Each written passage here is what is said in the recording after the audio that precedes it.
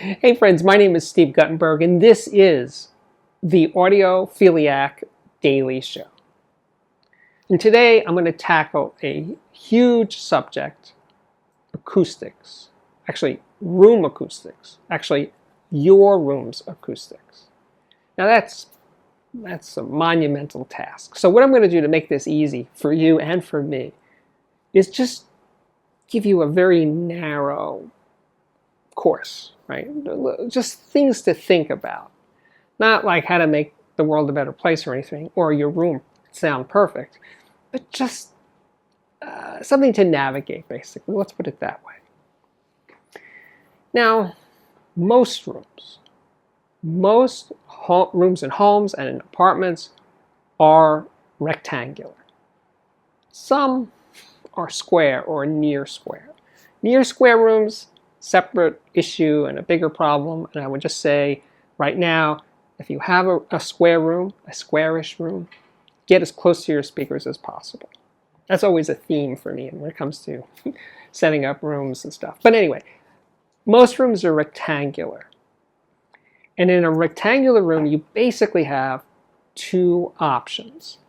Have the speakers on the short wall firing down the length of the room, or long wall firing down the shorter distance of the room. Those are your two possibilities. Neither one is perfect, I'm sorry. But let's put it this way. If you start with the speakers on the short wall firing down the length of the room, the good part, the potentially good part of that, is that you, the listener, don't have your head up against the wall. You're not, if the room is 18 feet long, you're not 18 feet away from the other wall. But most of the time, if you have a room that long, you're not going to have your head up against the wall. You're going to be out into the room, and that's good. That's golden. That's a great place to be. You want to be as far away from reflections as possible. Of course, at the other end of the room where the speakers are, well, unless the room is very large, your speakers are going to be near corners, and therefore the sound is going to be reflecting off of the side walls because the speakers are close to the walls, and I would define to those side walls, and I would define close as anything less than 3 feet from those side walls. And that's an issue. That's hardly ideal. Now you could use room treatment to minimize some of those reflections with absorbers or diffusers, and yes, that's definitely an avenue worth going down that road to see if that helps.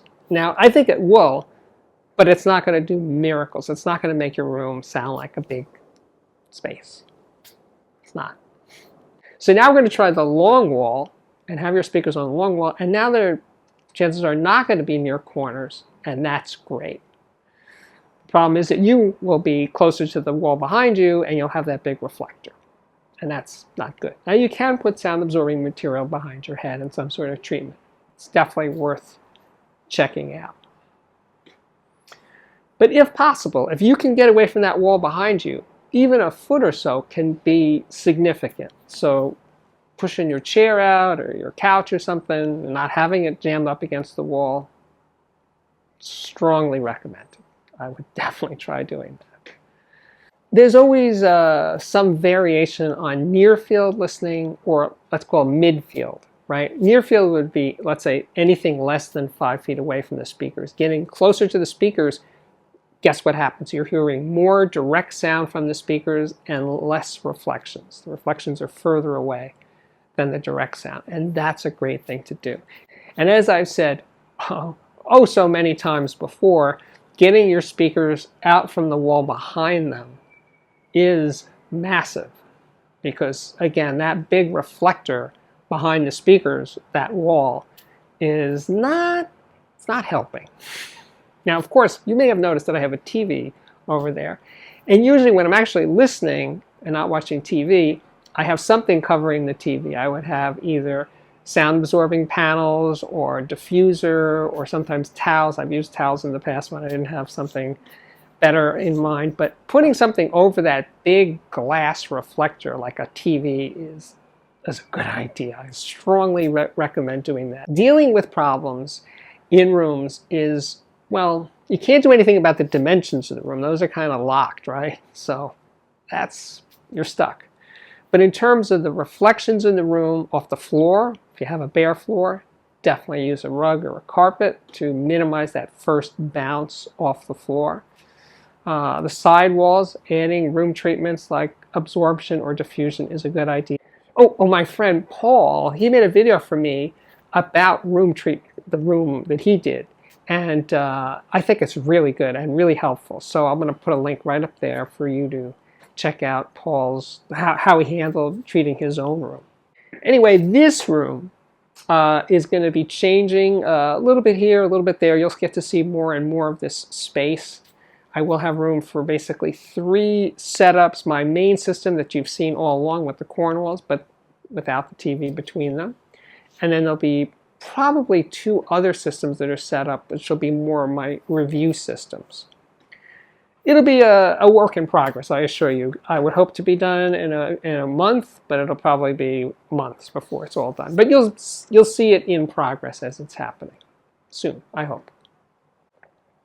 By the way, in terms of coming attractions, very, very soon, I just spent some time getting into really listening, because I had it up for a while, but now I'm really listening to this new baby KEF subwoofer, the KC62. It's a tiny subwoofer, but really powerful, really fast sounding subwoofer, really nimble, agile subwoofer. Man, it is just blowing my mind. Great match to the KEF LS50 Metas, but I will try it with other speakers before I finish and actually make a review. But that's coming up very shortly, and I'm very excited about that subwoofer. I have some British monitors. I'm not going to say what they are yet, but some very cool monitor speakers. I have some Dynaaudios that I'm excited about. I got a lot of things in the pipeline, I hope. Sometimes they don't show up so fast. But anyway, things are looking good for the month of January and early February.